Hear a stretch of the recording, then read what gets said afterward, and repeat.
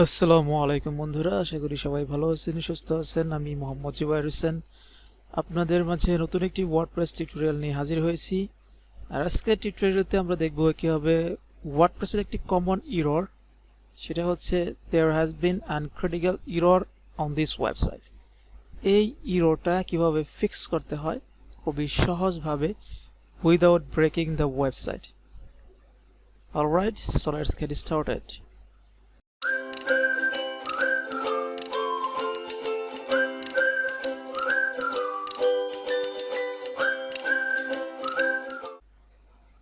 Alright, so যে ইরোরটা আমরা ফিক্স করতে যাচ্ছি সেটা হচ্ছে এই ইরোরটা, অর্থাৎ একটি লাইভ সাইট হঠাৎ করে এরকম ইরোর দেখাচ্ছে। এটা খুবই কমন ইরোর ওয়ার্ডপ্রেসের ক্ষেত্রে। তো এই ইরোরটা কেন হয় এবং এটা কীভাবে ফিক্স করে সেটি আমরা আজকে টিউটোরিয়ালটিতে দেখতে যাচ্ছি। তো প্রধানত এই ইরোরটি হয় দুটি কারণে। একটি হচ্ছে যদি কোনো প্লাগইনের সাথে যদি কোনো প্লাগইনের কনফ্লিক্ট হয়, অথবা কোনো প্লাগইন যদি আউটডেটেড হয়ে যায়, বা কোনো প্লাগইন যদি ম্যালওয়্যার দ্বারা আক্রান্ত হয়ে যায়, তো সেক্ষেত্রে এই ধরনের ইস্যু হতে পারে। আর দ্বিতীয়টি হচ্ছে থিমের জন্য এই প্রবলেমটা হয়। অনেক সময় ওয়ার্ডপ্রেসের থিমটা আউটডেটেড হয়ে যায়, আপডেটেড হয় না অটোমেটিক্যালি। এবং মোস্ট প্রবাবলি এই ইররটা হচ্ছে যারা নাল থিম ইউজ করে ওয়েবসাইট তৈরি করে, বা ফ্রি রিসোর্স থেকে ডাউনলোড দিয়ে premium theme, but free download, ইন্টারনেটের যে কোনো একটা ওয়েবসাইট থেকে ফ্রি ডাউনলোড দিয়ে ওয়েবসাইট তৈরি করে, তাদের জন্য এই ইররটা আসবেই। আজ নয়তো কাল এই প্রবলেমটা তারা ফেস করবেই, কারণ নাল থিম অটোমেটিক্যালি আপডেটেড হয় না। আর একটা থিম যখন আপডেটেড হয়ে যায়, তখন ব্যাকডেটেড যে থিমটা আছে সেই থিমটাতে এই ধরনের প্রবলেম হয়। তো কিভাবে এই ধরনের ইরর ফিক্স করতে হয় সেটা আমরা দেখব, আর কিভাবে বুঝবো যে এটা প্লাগইনের সমস্যা না থিমের সমস্যা সেটাও দেখব। অলরাইট, তো যেহেতু আমরা অ্যাডমিনে প্রবেশ করতে পারবো না, তো সেহেতু আমাদের প্রয়োজন হচ্ছে সি প্যানেল। আমাদেরকে সি প্যানেলের মাধ্যমে এই প্রবলেমটা ফিক্স করতে হবে।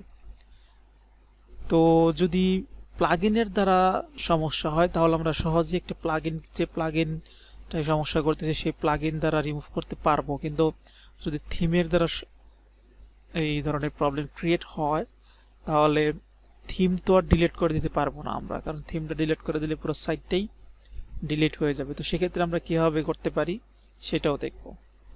অলরাইট, তো প্রথমে আমাদেরকে সি প্যানেলে লগ ইন করতে হবে। সি প্যানেলে লগ ইন করার পরে আমাদেরকে ফাইল ম্যানেজারে ক্লিক করতে হবে। ফাইল ম্যানেজারে ক্লিক করার পরে আমাদেরকে যে ফাইলসগুলো আছে সেখানে নিয়ে যাবে। তো আমাদেরকে যেতে হবে যে ওয়েবসাইটে এই প্রবলেমটা হচ্ছে, সেই ওয়েবসাইটে আমাদেরকে লগ ইন করতে হবে, বা সেই ওয়েবসাইটের ফোল্ডারে আমাদেরকে যেতে হবে। তো যেহেতু এটা হচ্ছে আমার মেইন ডোমেইন, তো আমাকে যেতে হবে public_html, এই ফোল্ডারটিতে আমাকে যেতে হবে। তো এখানে আসার পরে আমাকে যেতে হবে WP কন্টেন্ট, কারণ এখানে সব প্লাগইনস এবং থিমসগুলো থাকে। তো প্রথমত আমরা দেখব প্লাগইনসের জন্য এই প্রবলেমটা ক্রিয়েট হচ্ছে কিনা। তো যদি প্লাগইনসের জন্য প্রবলেম ক্রিয়েট হয়ে থাকে, তাহলে আমাদের যে কাজটি করতে হবে, আমাদেরকে প্লাগইন ফোল্ডারটা ডিলিট করে দিতে হবে। আমি ডিলিট না করে আমি জাস্ট প্লাগইনের ফোল্ডার নেমটা রিনেম করে দিচ্ছি, প্লাগইনস থেকে প্লাগইন করে দিচ্ছি। তো এটা ওয়ার্ডপ্রেস দ্বারা আনডিফাইন্ড হবে, কাজেই এটা আর ওয়ার্ডপ্রেস ড্যাশবোর্ডে প্লাগইন অপশনটাই থাকবে না। অলরাইট, তো যদি এটা প্লাগইনের দ্বারা ইররটা যদি ক্রিয়েট হয়ে থাকে, তাহলে আমরা রিলোড দিলে এখানে দেখতে পাবো যে এই প্রবলেমটা গন। তো আমি রিলোড দিচ্ছি, কিন্তু প্রবলেমটা এখন এখানে রয়েই গেছে। তার মানে এটা প্লাগইনের দ্বারা হয় নাই। এটা হয়তো বা থিমের কারণে হতে পারে, বা অন্য কোনো কারণে হতে পারে, আমরা দেখবো। Let's see. তো যেহেতু প্লাগইনের নামটা আমি রিনেম করলাম, তারপরেও এটা ফিক্স হচ্ছে না, দ্যাট মিনস প্লাগইনের কোনো সমস্যা নেই। আমরা প্লাগইনটা আবার রিনেম করে দিচ্ছি। তো এখন আমাদেরকে যেতে হবে থিমসে। তো থিমসে আমরা যে থিমটা ইউজ করছি উডমার্ট। তো উডমার্ট থিমটা এটা নাল থিম, এটা একটা নাল থিম দিয়ে ক্রিয়েট করা হয়েছে। তো এই থিমটাকে আমরা যদি ডিলিট করে দেই, লেটস সে আমি এটা ডিলিট করে দিলাম। ডিলিট করে দেওয়ার পরে যদি আমি রিলোড দেই,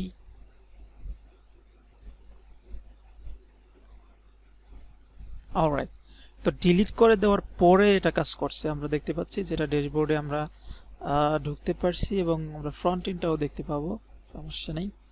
আমরা ফ্রন্ট এন্ডটাও দেখতে পাবো।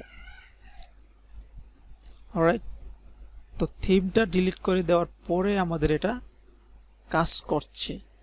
আমরা যদি থিমসে যাই,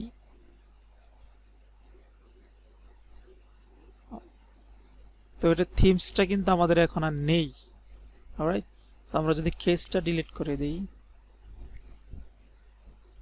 কেসটা ডিলিট করে দিলে আমরা আসল যে এইটা সেটা দেখতে পাবো। এটা কেস ধরে রাখছে, যার কারণে আমরা আগের ওয়েবসাইটটি দেখতে পাচ্ছি থিম না থাকা সত্ত্বেও। কেসটা যদি আমরা ডিলিট করে দেই,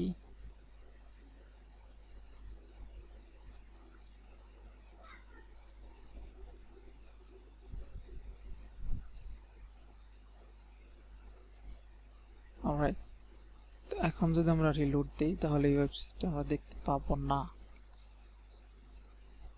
অলরাইট, তো এখন আমরা দেখতে পাচ্ছি যে এটা সাইটটা ভেঙে গেছে। অলরাইট, তো ভেঙে যাওয়ারই কথা, কারণ থিমটাই তো আমাদের নেই। তো এই ফিক্সটা আমরা কিভাবে করতে পারবো? তো সেজন্য আমাদেরকে যে কাজটি করতে হবে সেটা হচ্ছে আমাদেরকে আপডেটেড ভার্সন যে থিমটা, সেই থিমটা আমাদেরকে ডাউনলোড করতে হবে। অলরাইট, তো যদি একটা থিম ফ্রিতে বা নাল থিম যদি আমরা ডাউনলোড করি, তার আপডেটেড ভার্সনটা অবশ্যই আমরা পাবো, ফ্রিভাবেই ডাউনলোড করতে পারবো। তবে আমি রেকমেন্ড করি কখনোই কোনো ক্লায়েন্টের জন্য সাইট বানালে আপনাদের বাজেট বাড়িয়ে নেবেন, নো প্রবলেম। ক্লায়েন্টকে যদি আপনার বলেন যে নাল থিম ব্যবহার করলে কি কি প্রবলেম হতে পারে, তাহলে যে কোনো ক্লায়েন্ট অবশ্যই সে অ্যাগ্রি হবে আপনাকে প্রিমিয়াম থিম ব্যবহার করার জন্য। তো প্রিমিয়াম থিমের জন্য আপনারা $50 বা $60 এক্সট্রা চার্জ নিতে পারেন, কিন্তু কখনোই নাল থিম ইউজ করবেন না। অলরাইট, তো আমরা যে আপডেটেড যে ভার্সনটা, সেই ভার্সনটা আমরা ডাউনলোড করে রেখেছি। তো এখন আমরা যদি আপডেটেড ভার্সনটা আপলোড করি তাহলে আমরা দেখতে পাবো যে প্রবলেমটা ফিক্স হয়ে গেছে। অলরাইট, তো আপলোড করার জন্য আমাদেরকে আপলোডে যেতে হবে। আপলোডে যাওয়ার পরে আমাদেরকে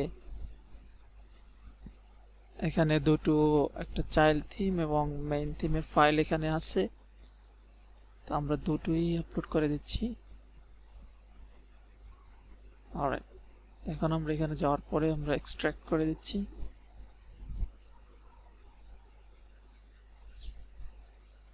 অলরাইট, চাইল্ড থিমটাও এক্সট্রাক্ট করে দিচ্ছি। অলরাইট, তো এক্সট্রাক্ট করে দেওয়ার পর আমাদেরকে যেতে হবে wp অ্যাডমিনে এসে এটা রিলোড দিতে হবে। রিলোড দেওয়ার পরে আমাদেরকে যেতে হবে থিমসে।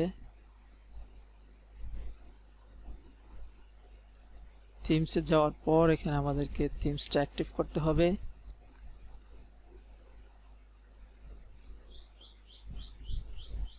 অলরাইট, তো আমরা অ্যাক্টিভ করে নিয়েছি। তো আমাদেরকে এখন যে প্লাগইনগুলো আছে, সেই প্লাগইনগুলো যদি আমরা চেক করব যে এটা ইনস্টল আছে কিনা, যদি না থাকে আমাদেরকে ইনস্টল করে নিতে হবে।